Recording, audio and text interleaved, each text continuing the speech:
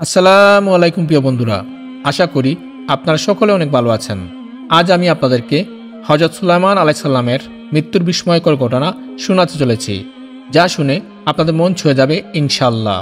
হযরত সুলাইমান আলাইহিস সালাম অদ্বিতীয় ও অনুপম সাম্রাজ্যের অধিকারী ছিলেন। কেবল সমগ্র বিশ্বের নয়, বরং জিন জাতি, বিহঙ্গকুল ও বায়ুর উপরও তার আদেশ কার্যকর ছিল। কিন্তু এত সব উপকরণ থাকা সত্ত্বেও তিনি মৃত্যুর কবল থেকে রেহাই পেলেন না। নির্দিষ্ট সময়ে তার মৃত্যু আগমন করেছে। বাইতুল মুকাদ্দাসের নির্মাণ কাজ হযরত দাউদ আলাইহিস সালাম শুরু করেছিলেন এবং হযরত সুলাইমান আলাইহিস সালাম তা শেষ করেন। তার মৃত্যুর পূর্বে কিছু কাজ অবশিষ্ট ছিল। কাজটি অবাধ্যতাপ্রবণ জিনদের দায়িত্বে ন্যস্ত ছিল। তারা হযরত সুলাইমান আলাইহিস সালামের বয়ে কাজ করত। তারা তার মৃত্যুর সংবাদ অবগত হতে পারলে তৎক্ষণাৎ কাজ ছেড়ে দিত, ফলে নির্মাণ অসমাপ্ত থেকে যেত।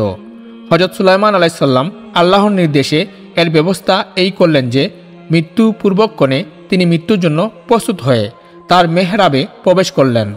মেহরাবটি স্বচ্ছ কাচের নির্মিত ছিল। বাইরে থেকে ভিতরের সব কিছু দেখা যেত।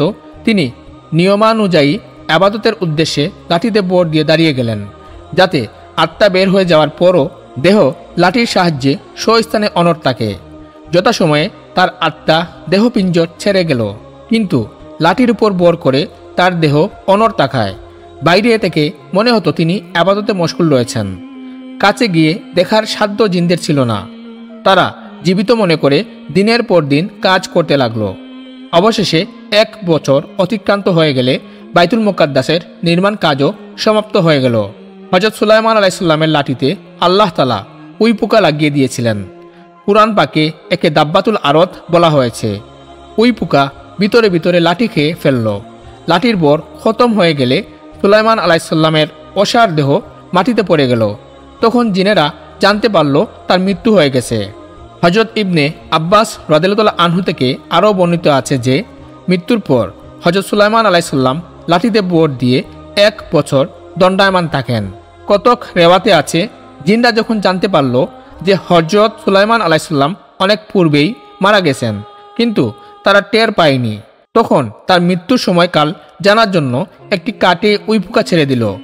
একদিন এক রাত্রে যতটুকু উই পোকা খেল সেটি হিসাব করে তারা আবিষ্কার করল যে হযরত সুলাইমান আলাইহিস সালামের লাঠি উইয়ে খেতে 1 বছর সময় লেগেছে।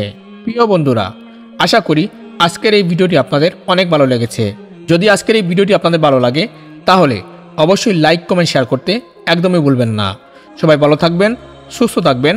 আসসালামু আলাইকুম।